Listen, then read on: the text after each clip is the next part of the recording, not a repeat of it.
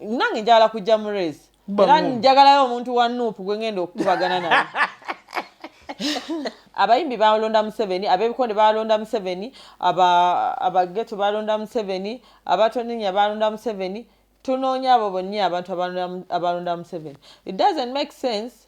ada bagamba ebyabayimbi byabayaye byaki era nga tumanyi it's a what, it's a gang group for some kakon of disruptors but we had to change the narrative because twina abana bambi bola banga they have the talent and if Muzei is an advocate of boosting good talent, mama first lady eyo doketi ye Anoonya boosting talent, how are we going to do it best when we are not in touch with them? Tukyagala bino byagenda balimbe nti nno ate kati bagenzo twagala genda wali live ekyo tukiragera live tukuba abantu maso bakitegeere nga tugenda gamba nti talent tugamba wano waliwo talent bweti nga je tuleta ku board all over very known countrywide si bino byagamba nti nno bajja gamba nti Namyalo yapanzeewo abantu be no wetuba tugenda mu bikonde tugenda gamba ddala ono omwana akube engumi nga nange kenyini wenjagala okujja mu race naye nga all in all twasanga ekifo kiri rotten ng'envunyu zo zikiridde ne tugezaako okukirininga era tukyakirininga era tukyagezaako abo basuubira nti bambi mukikola nnyo okunsinga saa zino tewali asobola kunsinga mu geemu eno kubanga mission eno yange ate era nino giggusa we twasanga President Museveni tusatwena nawe osobola mumwogerayo ng'otya n'okumwogerako ekyo kiri ku record ekyo kiri ku record oba mwagala kiwulira anti waliwo bano ababbi bambi temwagala kukiwulira mwabaaferaafera dda Museveni temwagala tukyogereko mubadde baminisita mubadde baani ba stakeholders ab'amaanyi temwavaayo kati we twaba ne tugamba ng'abazzukulu kino kimala tulina okuyimirirawo kati mukole ebyammwe bye mwagala naffe tukole ebyaffe bye twagala kubanga ffe bazzukulu b'eggwanga lino ate abazzukulu ffe ba majority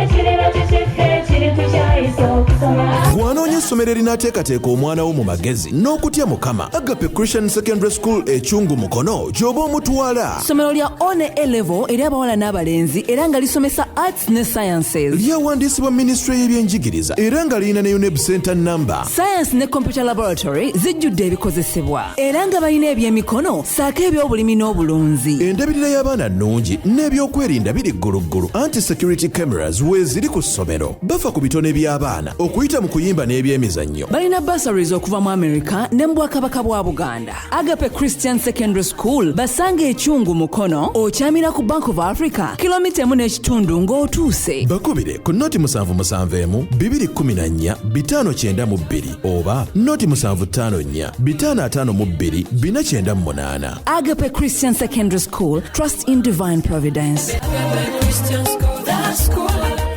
Assalamu alaikum wa rahmatullahi wa barakatuh. Namyalo omubwati.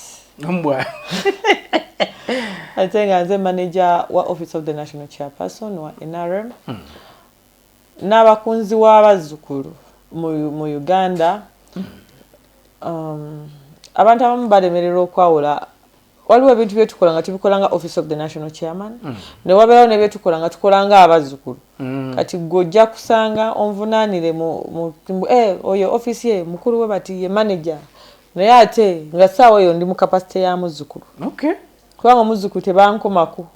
awo mbyekola waliwo byokola ng'oli muzzukulu nga mbyekola ne bazzukulu bannange nga tubyekola nkiraba kale ne wabeerawo bino ebiri ebyammwe ebyabakungu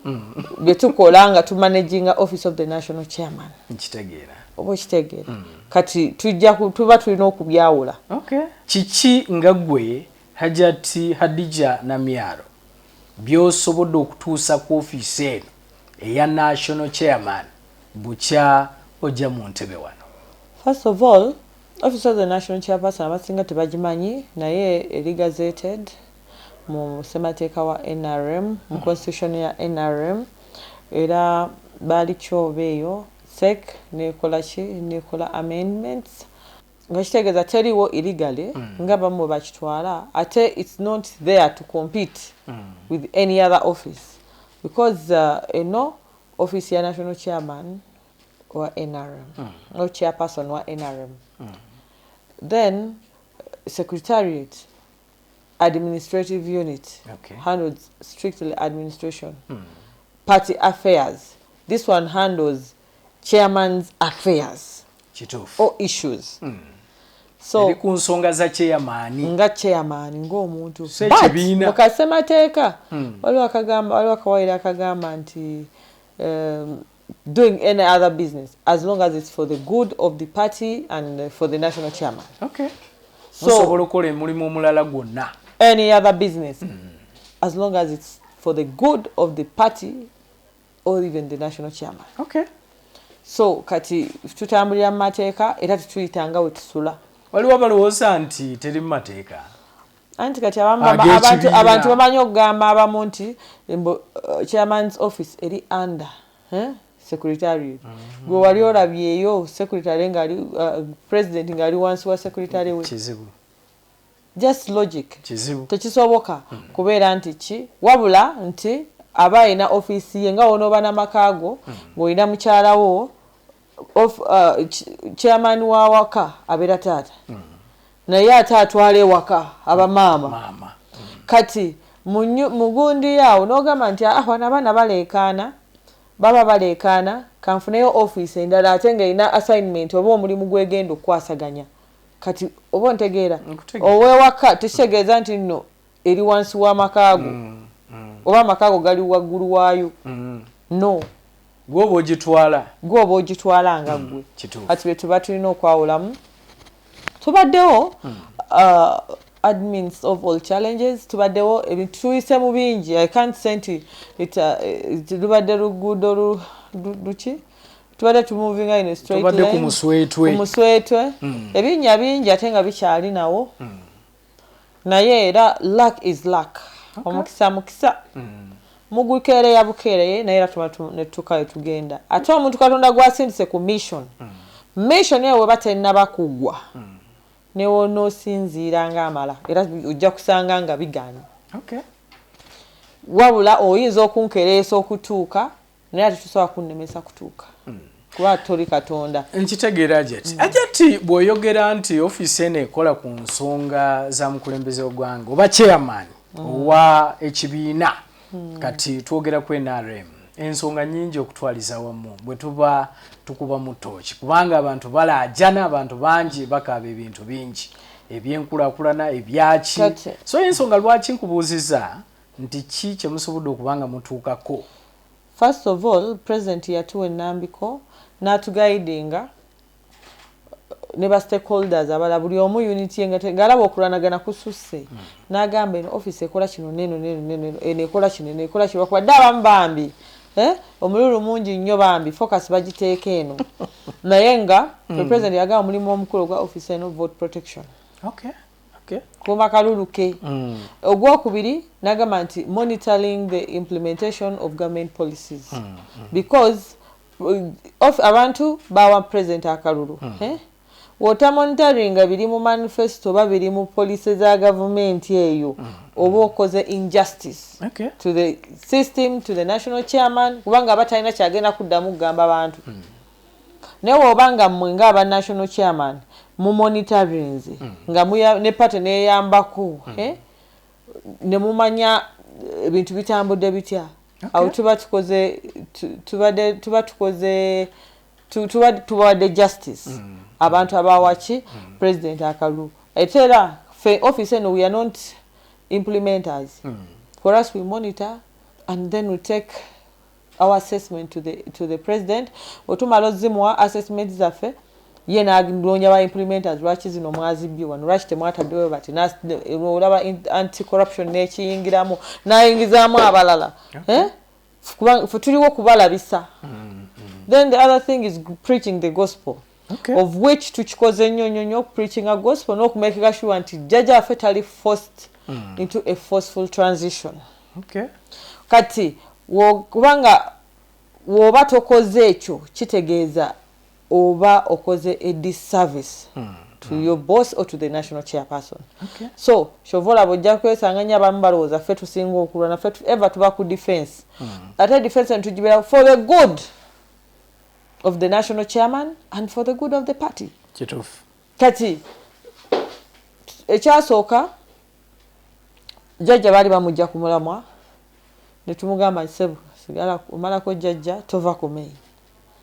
N'abanga adda ku main ne bagamba ate forceful transition ate simanya kati mu kifo kya forceful bagigamba mbwe peaceful. Peaceful, I don't know how they determine the word peace and the proper word that can subscribe or describe the word peace. Peace that I urge that it's a forceful move. Kibanga gaba mukyalawo kukumuka kakaboozi lwampaka. Aba mukyalawo yes oba omwagala kali peaceful kabamu romance. Akatali peaceful kabeeramu ono yalina omusikira kugamba otutegeeredde. Kyekyengezaho okugamba peaceful ba mutuula ne mukanya. Anti kati peaceful kyekyo kyobalaba nti nkujjeeyo eyo wammwe gye owo gy'otegeera n'enkizza mu kino ekyangu abantu kye banaategeera amangu. Omuntu oba omwagala biba bya mirembe mubaamu ka romance mubaamu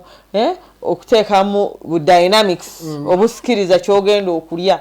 Naye ate wano otudda mu transition you can't call it a peaceful transition ng'ate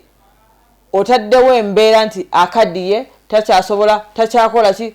okanyuga ebigambo kitegeeze taba peaceful kuba kukaka oba okaka okaddiye genda okaddiye togenda towakola kiro kati maama wo tata wo yali amuwasa byonna bye yasuubiza tata wo yabikola yakumusuubiza omugulira enju mu bire yagimugulira tukkiriza yamusuubiza omukolera ki byonna yabikola kizibu. So because we are human tetuli bakatonda naye okolako ekyo kyonna yonna ky'osobodde okukola ffe ne tuvaayo ng'abazzukulu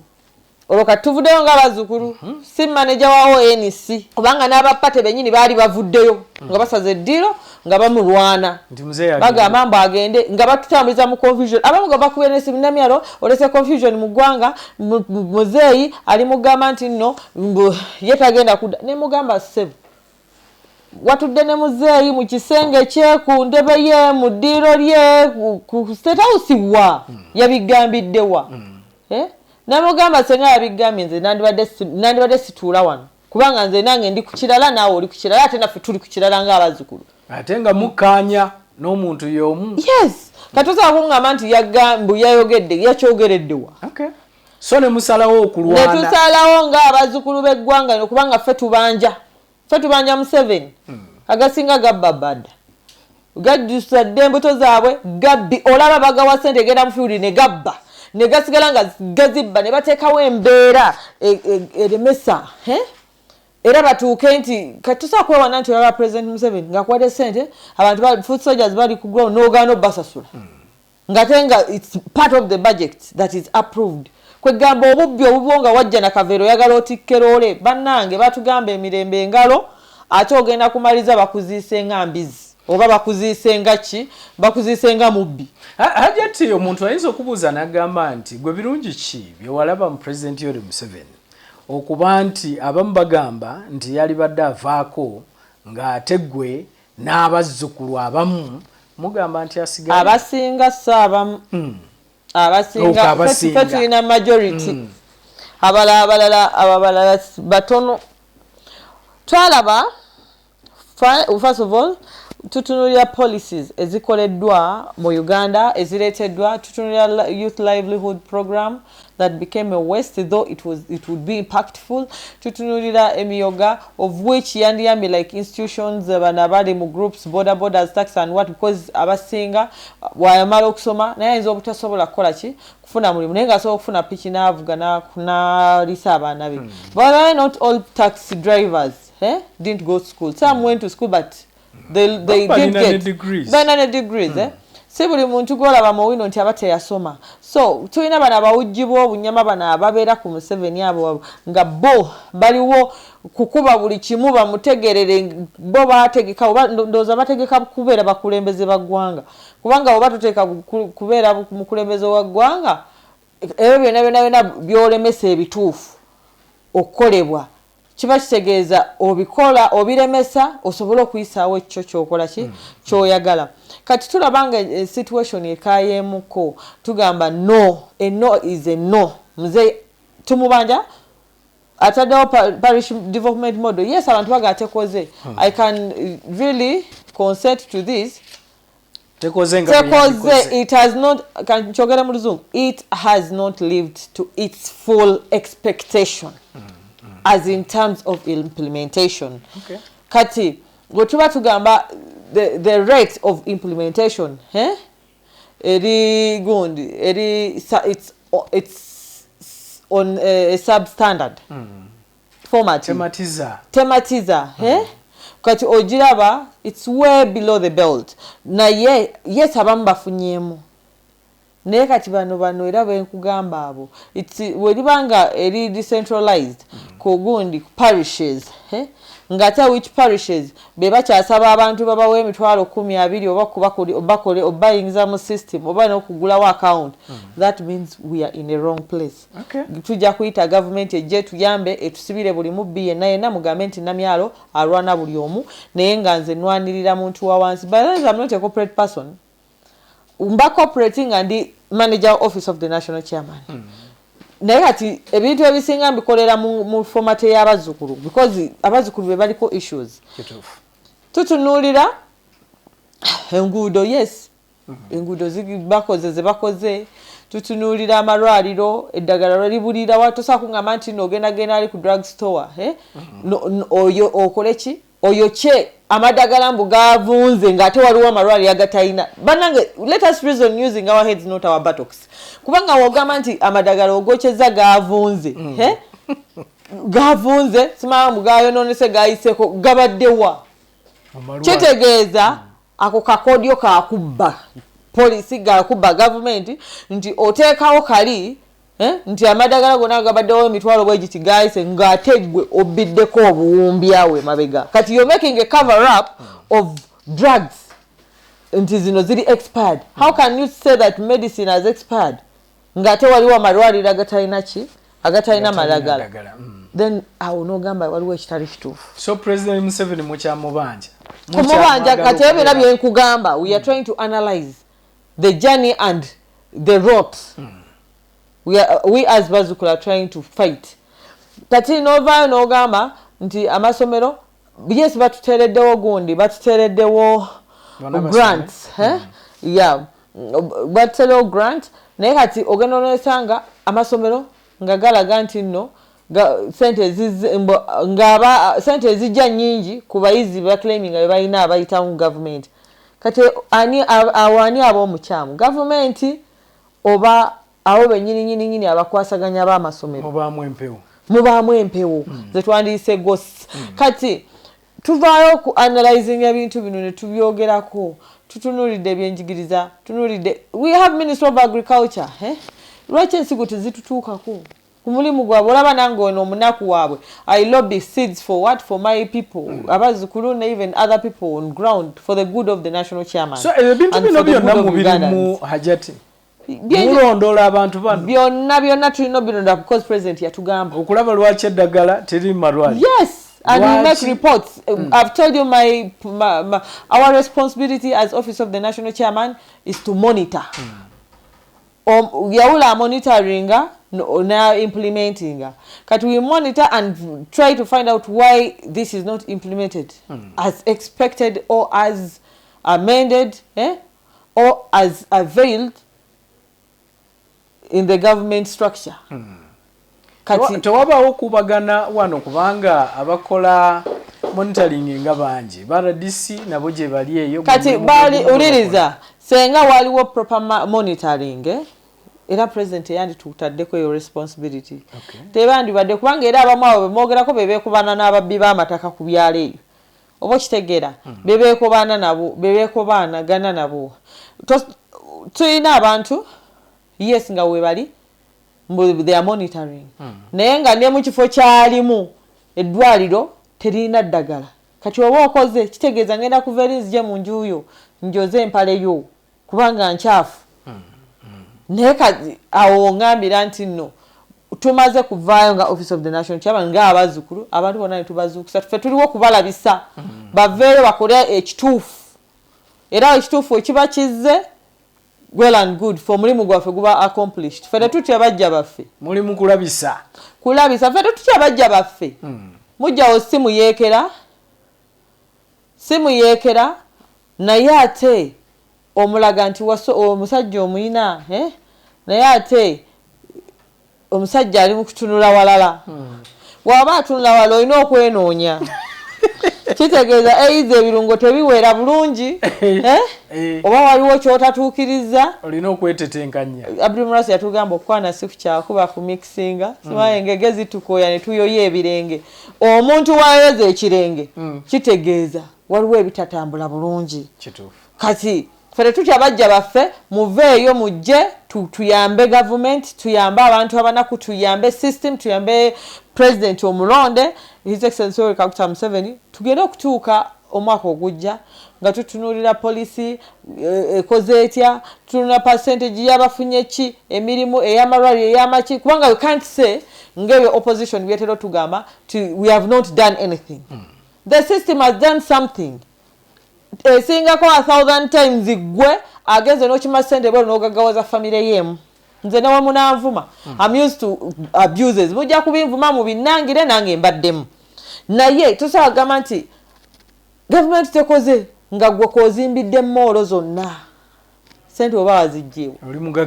oli mugagga naye ng'ogamba nti olwanirira omuntu owa wansi oba ntegeera ng'ogendayo w'oyagala okuyitamu okukola eswaga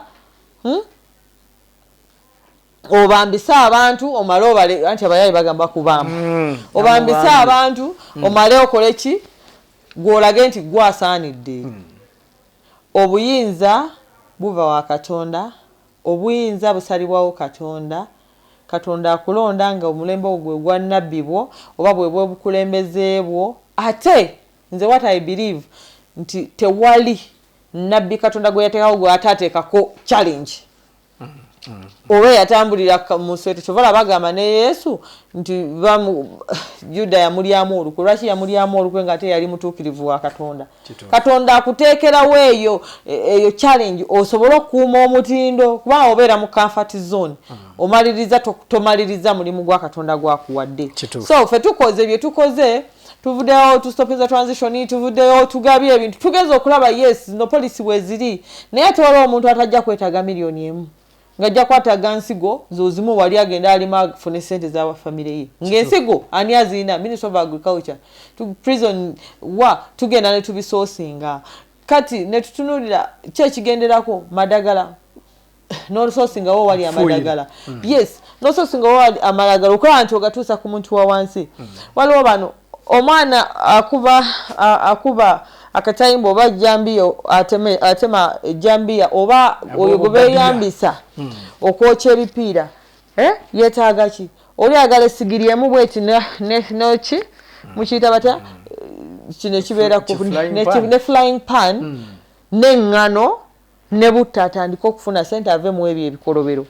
ate ng'obuntu bwangu ebyo tebiweza na mitwalo 10 echapati akola amandaazi ebyo tebiweza na mitwalo 10 kati obwo obuntu obutonde tulabanga bwe tusobola okufuna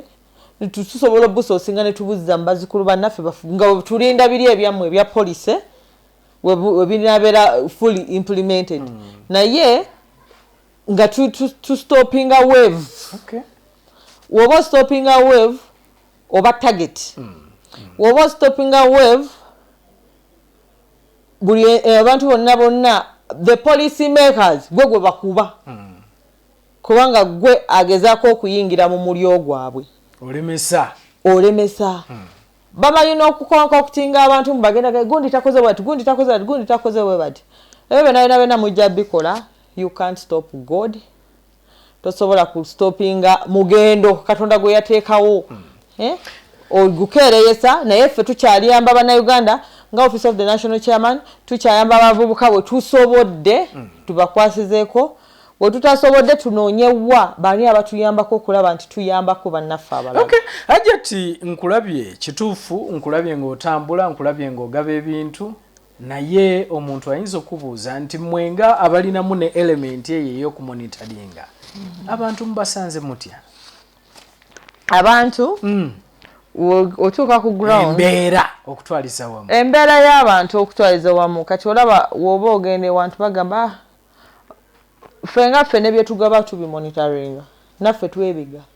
naye wadde wabeera walagamba bawadde ebintu ate ne babibajjako ababoonoonye ateekawo ekibeere kati sente siggwa zimpadde nekyobalaba mbagamba nnyo abantu abamu bakozesa bubiina bwabwe okulowooza n'okutegeera oddira otya tompadde sente za kintu nkyenoonyereza nkiwadde omuntu wange ayejje mu bwavu ate nze omwakimunoonyereza ate nengenda nenkimuggyako kizibu pannange oba abantu abamu tutegeera tutya yes webali aboogerayo bati ate nga bangi ate nga ge gagabbi ga Museveni ge gagabbi agalowooza nti nno banka ya Museveni be bagiina bebo abalowooza nti nno be balina okukola buli kimu oli mu mwaliriro gwo Katonda gwe yakuteekako naye ate waliwo n'omulala ali ku mission Katonda gye yamuteekako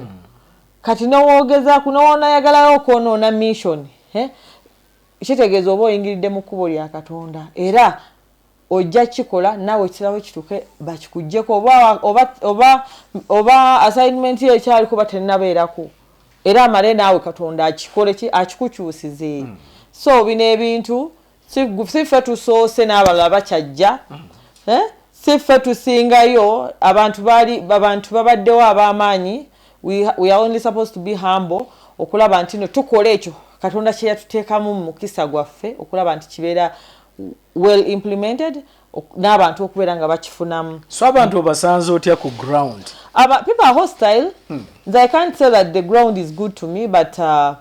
yes wawo gyogera nga abantu bakuyayanira they have the urge enjala okulaba nti bafuna ekyo baleetedde ne wabeerawo ne bano kati olaba I have to go to talk about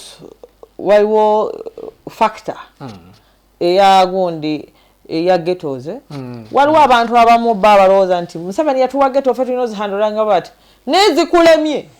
okwatayo batu n'obubribinga n'obuwa emitwalo 23 bajje balwanyise Namyalo bajje balwane obutalotalo obutazimba olimbye Museveni nti bakwade sente za structures sente ozigabye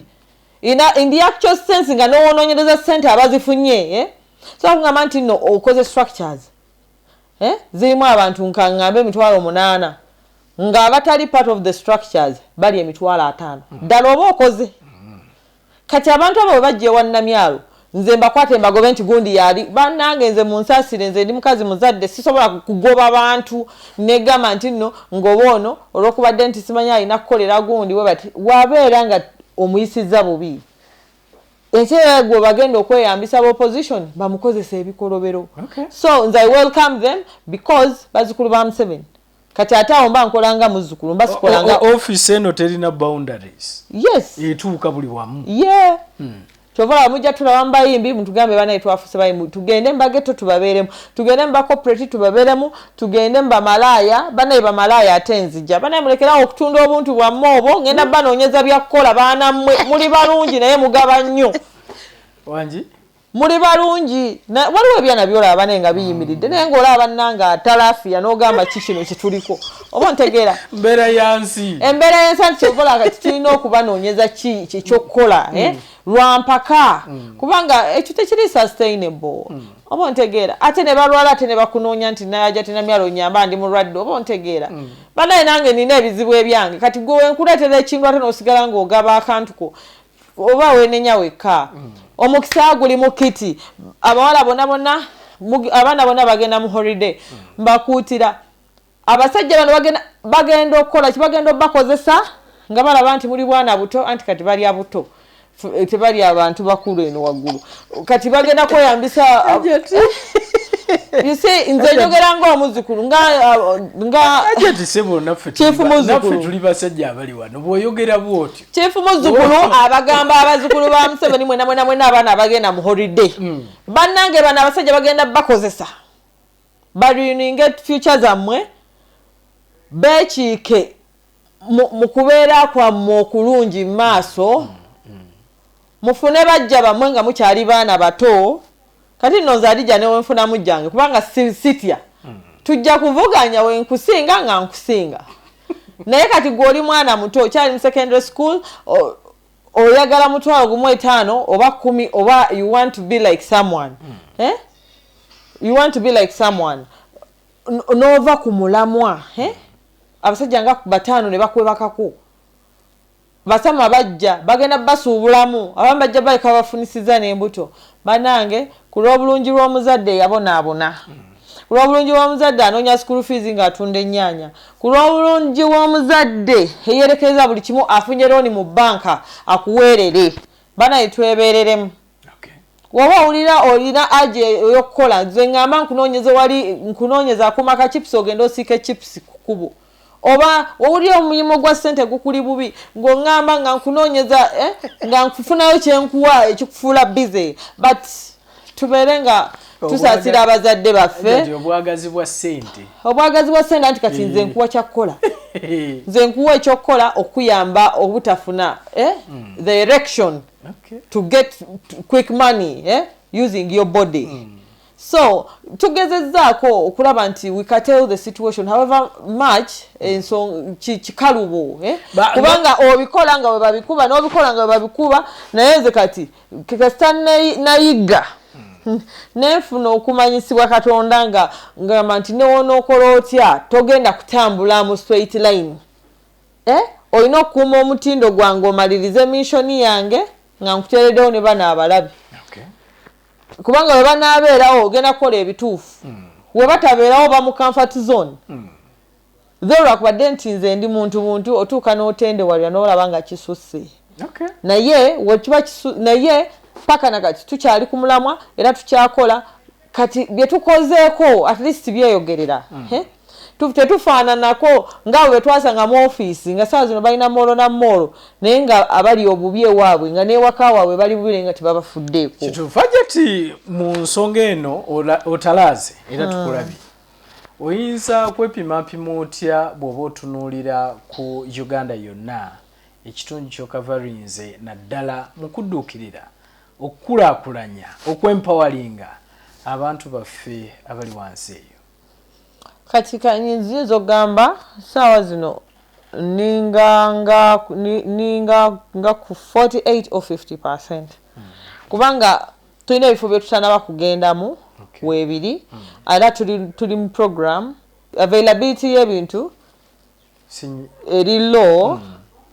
but the demand is high netwesanga nti nno olumu tetukoledde mu budde obwetaavu bungi ate ebintu bitono ate ne government erina bingi byerina okukola ate ne president alina bingi ebyokukola nitusobola kubeera nga you over engaging him on the same issue oba okitegeera kyova olaba nti bano abayayi bavayo ne babikuba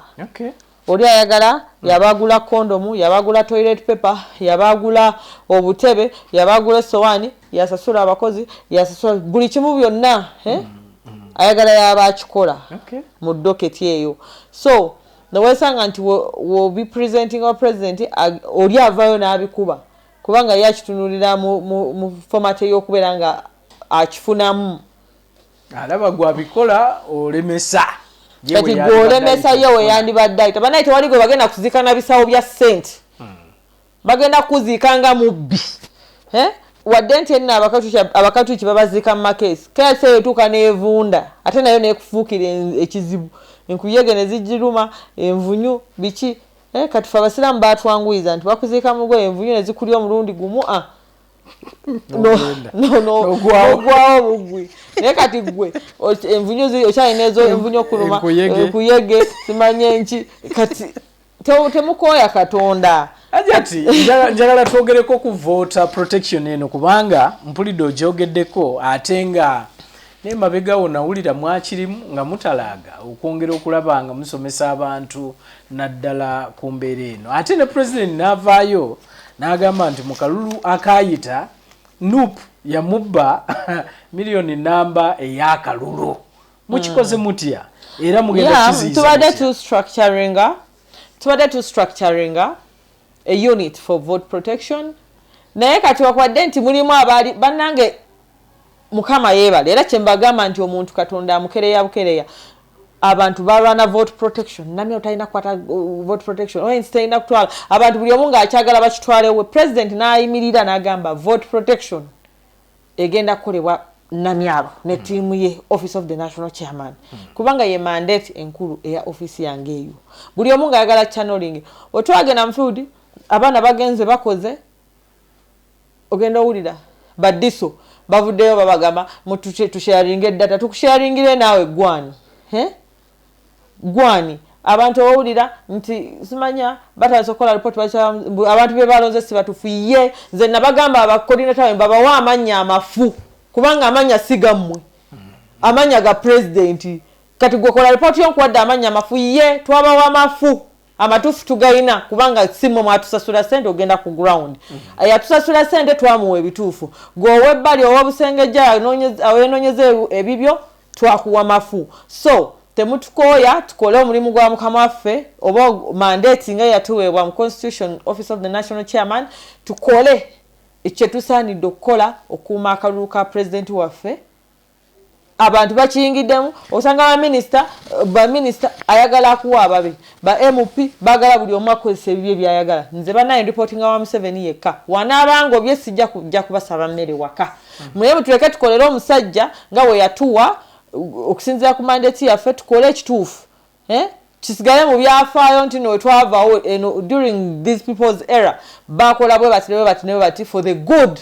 of the national chairman, for the good of the country and for the good of the poor people. So chechiri munda mu vote protection. Vote protection nero juulira vote protection kukuma kalulu abantu kukuma kalulu abantu bagenda kuma kalulu. No kati we have been we have been in identification tubadde identifying ambitunde benjalo bani abanachikola. Okay. Abanatuyambako kikola ate nawe bwe twa identifying ate kikuwagala nti sijja kukyusa nga nkuwulidde nti no weekobanye oba bagenda kugulira era nawe nja kukyusa naye tetwagala tukole mu mbeera eyo nti tubalonze ate tubakyusiza so twebereremu bamalaya bangi abayaye bangi abafere bangi bajja kwagala okujja batuukirira naye tutandinga ground yaffe already tulinawo enteekateeka gye tuliko jjajja agenda kubeera nga akolawo ekyenjawulo before even that time comes prevent no by that time wetuukira nga fenna abagenda okumaka akalulu ka Museveni tuli bulungi kitegeeza you empowered oli omuntu tajja kujja kugulirire kati kyetugezaako okukola naye tetwagala cream tetwagala gundi database eri gundi eri infiltrated kyovola banti we are careful tukuba okuvira ddala kuwaggulu paka wansi ku muntu oyo ne tuddamu naffe kenyini we counter ourselves okulaba nti we don't error kati mwe bambi abagamba simanya wano waliwo error segwa tu monitoring kyovula president yabagamba ku monitoringa teyakuteekawo kola naffe yatugamba tubyekolere n'atubulira abantu betulina okutuukirira abantu betulina okutuukirira twabatuukirira abo oba oweeweddwa amanya n'ozuula nga sigeggo Namyalo kye yalagira tibabawa amanya amafu amatuufu ga Museveni. Jawula twogere ku imeji ya office eno yennyini kubanga ennaku zino erabikira buli wamu wonna nti tukulabye mu Bayisiraamu tukulabye mu bayimbi tukulabye mu bakubi b'ebikonde okikola otya kubanga kati office bagimanyi buli omu bwalaba abantu abayimbi balonda Museveni abebikonde balonda Museveni abageto balonda Museveni abatoninya balonda Museveni tunoonya abo bonna abantu abalonda Museveni. It doesn't make sense ada bagamba ebyabayimbi byabayaye byaki era nga tumanyi nti it's a what it's a gang group for some kakon or disruptors but we had to change the narrative because twina abana bambi bola banga they have the talent and if Muzei is an advocate of boosting good talent mama first lady your doketi Anoonya boosting talent how are we going to do it best when we are not in touch with them tukyagala bino byagenda balimbe nti nno ate kati bagenzo twagala genda wali live ekyo tukirage live tukuba abantu maso bakitegeere nga tugenda gamba nti talent tugamba wano waliwo talent bweti nga je tuleta ku board all over known countrywide si bino byagamba nti nno bajja gamba nti Namyalo yapanzeewo abantu be no wetuba tugenda mu bikonde tugenda gamba ddala ono omwana akuba eŋŋuumi nga nange kenyini wenjagala okujja mu race nange njagala kujja mu race era njagalayo omuntu wa NUP gwe ngenda okukubagana naye njagalayo omuntu wa NUP gwe njagala okukubagana naye so kati nga tewali gamba nti nno nti kubanga abaana balina talent mu bikonde olaba ba Merryweather webweru uli abagundi ba Tyson bani abamaanyi bagagawala ku bikonde you can't send to bikonde by'abantu ba wansi nga birese emmere oba bifudde abantu ekyenjawulo so bano bonna balonda president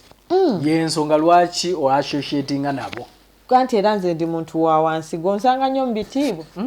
sibeera nnyo mu bitiibwa era nze mbeera mbanaku bannange mubanaku bannange ne tulaba kyekiddako naye nga tuba twagala ekituufu era kyobola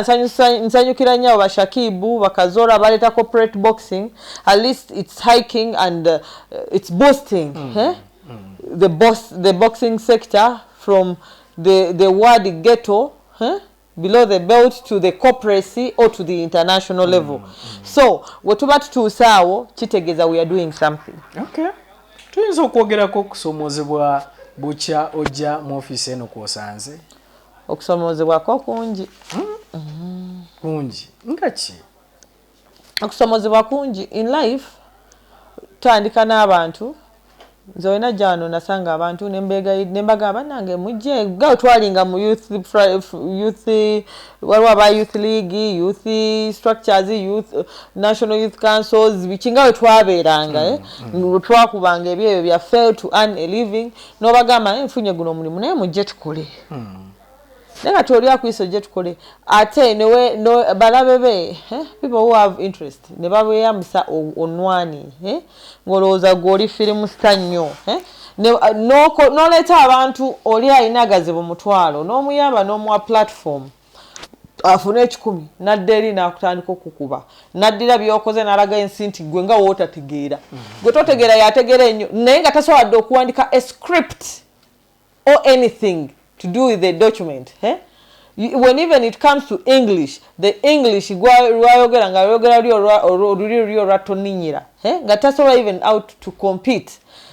with you but you brought them with work ne bafuuka ekizibu ne bayambisibwa abo people felt insecure people felt like Namyalo avuddeyo nnyo Namyalo atunze nnyo Namyalo ali Museveni ajjamu wasendezaki this is not about Museveni agenda mu wasendezaki this is about the poor person ndiye tomunyumize ebyo kati nze abanjagala sibe bana abamu abawaggulu but all those people abali waggulu abali nande Museveni abasinga tebanjagala kubanga nze tebanjagala because mbayingirira mu nfuna yaabwe kati nze mbeera eri mu banaku bannange kyovola bwogenda ku ground kizibu kyagenda mu district nga temanyi Namyalo kituufu kizibu kyagenda ku ground nga tebamanyi Namyalo kitegeeza mba nkoze oba mba sikoze oba okola kubanga nze situnuulira bano wadde abalu batuba amaanyi tujja bayita the power gangs they are the power gangs but you have the power but you don't have the people so meaning that you have the power you need Namyalo who has the people wadde n'ogenda olimbe Museveni nti olina Museveni kyemwagalako kintu kimu is this kind of person go wa bullshit wo n'omuwa crap wo n'amutwala sales n'amuwuliriza n'atakolera ku kyogamba n'ateekawo counter n'ejjanga eri diversion ewadde a different narrative weba ewadde a different narrative kitegeeza president agamba waliwo ekitali kituufu wano nasigalawo nga nasigalawo nga wooli ate n'oli nasigala nga ki waali notandika ogamba Namyalo mulogo Namyalo naye gwe oyagala onkubire mu kyoyagala ate of which it's not a fact nze katojja kunsanga nnyo era ojja sanga Namyalo agenda ababo be batasasula ate eringa abantu ground eraba nti Namyalo alina senenye nnyo nze for us we use our brains we lobby for the good of omuntu omunaku kati baba corporate ebyo byamwe byaba corporate when it comes to corporate nga ngenze nga political assistant wa president I become corporate when mba ndi ku mulimu gw'okutaasa abanaku ate awo munange mbeera muntu wa wansi era waliwo omuntu eyansanga omu nga ndi mubagete kige kutte enjaga naga namyalo afuwa enjaga biki kubanga mba ngenze era mbayaga era nagikwata ate nsobola ogyegaana banaye nakwata ku njaga kwa nali ngamba kiwuka ki ekigirimu kino ekigifuula ekyenjawulo nanjevuwa nako kuwulira nti abantu bavaako bwe bati kati nga tulina kunoonya solution ebazzaako so bwetyo bwe tuze tutambula naye bambi bakulu bange be nasangayo ne muga mwalemererwa luno si lutalo wabula tugezaako kulwana kulaba nti tutereeza ebintu n'okutaasa president waffe okova hasolinga. People here don't like prevention. Bagala damage control kubanga damage control ebeera mu ssente nnyingi. Prevention tebaamu budget eba limited. So buli wolwana ennyo okukola prevention ojja kufuna abalabe bangi. Mu kusomozebwa temusanzeemu okusomozebwa wakati wa NRM Secretariat namwe kubanga abamu balabanga offices ezikontana. Secretariat ekola ki? Dealing na party administrative unit for the party. Kyobera osanga ba secretary general, osanga ba treasurer, ba director, ba chi. But in office ya national chairman, only that eri youthful. Eri youthful ate kide batu okola tukyagala. Tetulina mululu ogwo tetuli babbi. Tetulina mululu gwa butagaliza abalala. Kubanga ye doketi yaffe ate ye age group gitutambuliramu eri mu system ojasanga all sectors all age brackets nga ziri bali compiled naye kati feno tutunulira we have a target ate tuli vibrant tetuli mu bitiibwa kyova ojja kusanga ku stage ngeze mbayimbi nina okurehasinga akayimba kanatwaza olunaku olwo nga nkwata mike nga nnyimba nga nzinawo ku ekyo ojja kunsanga tugenze mu mipiira onsange nga nsamba akapiira kubanga tuba tugenze mu mupiira kituliko ngenda mu bikono onsange nga nange nkuba jabu kati oba ofuna kati that's the life we are living. The city I don't live anyone's life. Bana gwayagala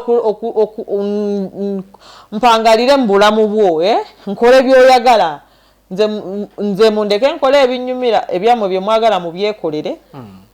nze nkolera abantu bye nnina okukola mu bulambulukufu paka ekisanja kyange kinavaako wano kinavaako bakuleetewo tulabe naawe bibyo onobikola naye as of now nze nkola kye nnina okukola mu doketi yange kuba nze nkola lw'abantu banaku nkola ku lw'abantu ba wansi. Bw'oba otunuulira mobilization kubanga nkimanyi era ekyo nakyo mwe muli nnyo okutwalisa wamu abantu baffe naddala mu central wano wooli bangi bali bagamba bakyaye NRM bw'owajja mu office eno olaba nga kiri kiti abantu batandise okukomawo oba bakomyewo. Obviously we twasanga president Museveni tusatwana na osobola mwogerayo ng'otya n'okumwogerako ekyo kiri ku record ekyo kiri ku record oba mwagala kiwulira anti waliwo bano ababbi bambi temwagala kukiwulira mwabaferafera dda Museveni temwagala tukyogereko mubadde baminisita mubadde baani ba stakeholders ab'amaanyi temwavaayo kati we twaba netugamba ng'abazzukulu kino kimala tulina okuyimirirawo kati mukole ebyammwe bye mwagala naffe tukole ebyaffe bye twagala kubanga ffe bazzukulu b'eggwanga lino ate abazzukulu ffe ba majority so ebyokugamba nti nno namyalo ali bwati namyalo ayo ati ze situukiridde gwe olaba nti namyalo sikoze sisaanira omukazi asaanira obufumbo n'atasaanira omumanyirawa kitegeeza bonna oyinza okwebaka ku mukazi nga golaba yasaanidde amaka n'omutwala kubanga alina ebirungo but she's not a wife material, she's just a sex trappist gwogenda okubeera nti no she's just there for enjoyment but after sex what next? Chechiddako kubanga bingi ebyetaagisa mu maka bingi ebyetaagako to compile and formulate a marriage material. Omanyaje ati lwaki nkireese ekyo nti nkulabye mu bitundu bingi n'ogenda mu bayimbi abayimbi luli baali tebeesembereza b'NRM ng'oli agamba we NRM bw'anajja mu kivulu kyange sigenda kuddayo kufuna bawagizi anti kye kyenkugamba mu bitundu ebyenjawulo ng'okuŋŋaanya kyekyo that's what we call luck and changing the narrative. Woba okyusa narrative ate oba oli chosen Katonda yes ayinza okukubisa abawaggulu naye akukkirizisa abantu abawansi abantu that age bracket gy'onoonya nebeera nga mwogera olulimi lumu nabo kati olina obbagendamu n'otwala ekigambo kya Katonda kyaba akoze eki kyaba yakutuma. It's a luck. Yes. Okay. Kati n'ogenda n'obabuulira ekigambo ne baga naye munnange wadde kino kiri bwe kiti naye ate ono omusajja yakyatufuga oyagala bakongezeeyo obudde ku kivvulu oba position yanaakikongezeeyo oba olina kuyitamu ono akole ki asabe security bambi bano bazzukulu ba Museveni mubayambe mbongereyo it doesn't cost them anything kubanga no stopping akati ng'oli akusabye 30 minutes kiba kitegeeza abantu we banaafulumira 30 minutes ziba zaaweddekoda you don't lose anything this is just mature understanding kati kyetugezaako ku streamlining okutereezaamu akatonotono naye nga all in all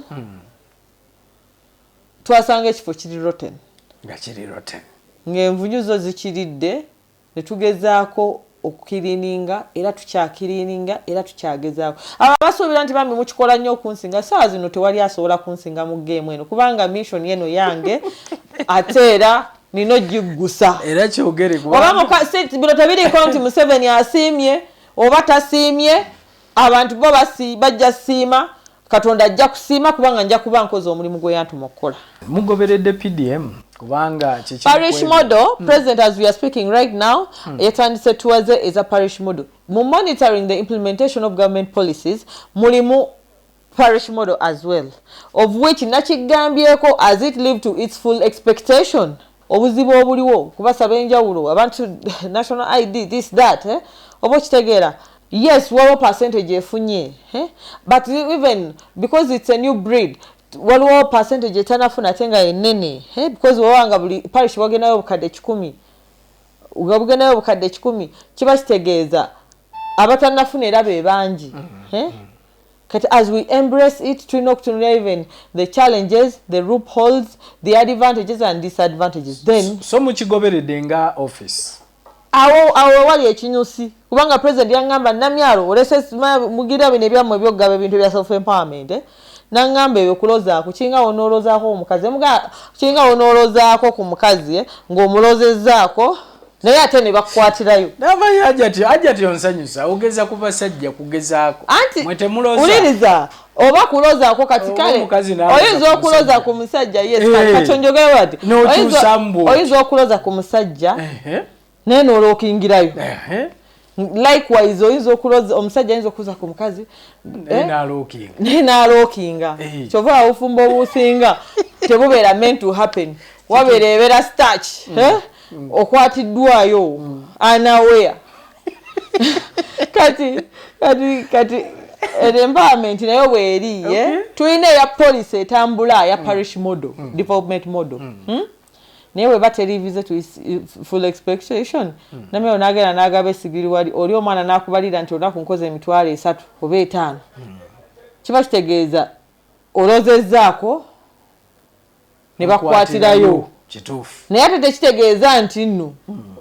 oli ow'ewaka gwe wasookayo ojja muleka nedda ono gwogezezzaako ono omulekaawo naye n'omugamba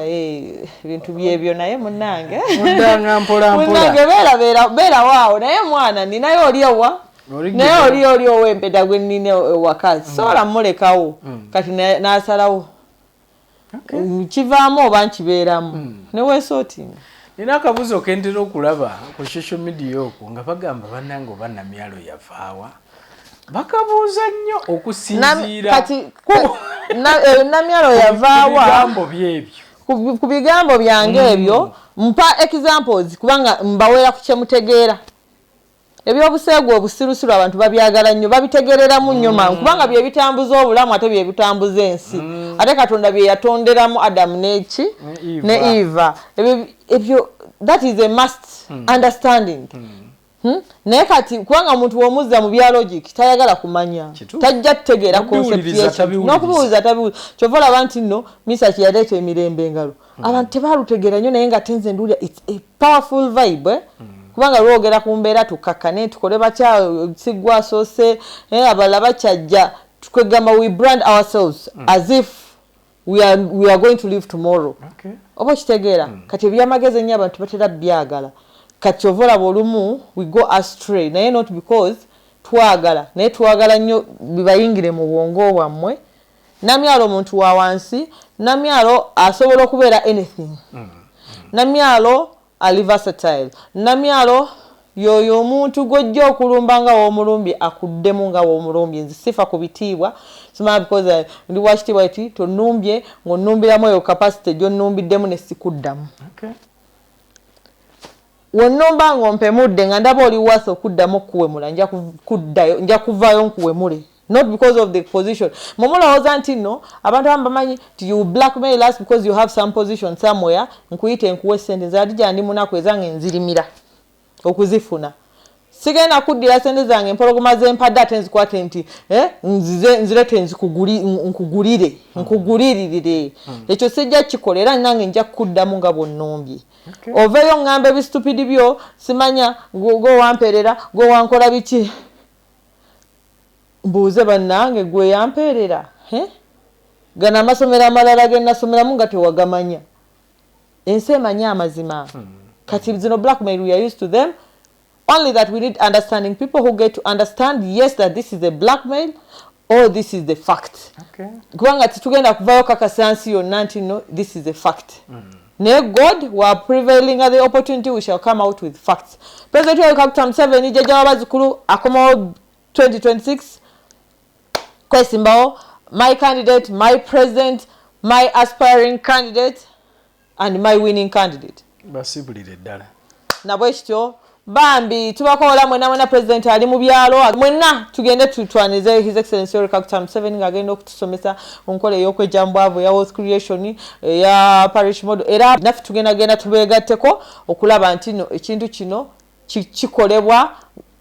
n'omutima gumu n'obulabu namwe abagaana okusasula abantu nga bazze ku ground sente ne muzibba bagenda baziikanga mbizzi so mutuyambe bambi muwe sente abantu abalina okufuna sente bazifune kubanga tibagenda kuzika na bisawo bya sente abalenyo mwebalire ddala bannange ye Hajat Hadijah Namyalo Uzey gwe tubadde naye nga tuwogeraganya biki office eno byesobodde okubanga etuukako kusoomozebwa ki kweyitamu okutwaliza wamu ndozo mulidde Hajat asobodde okubanga akubulira bulungi ensonga ezo. Hajat nkweyanziza webale tuwabudde ne twogeraganyamu. Atwabo mulungi tuddemu omulundi omulala mubeere bulungi mweraba.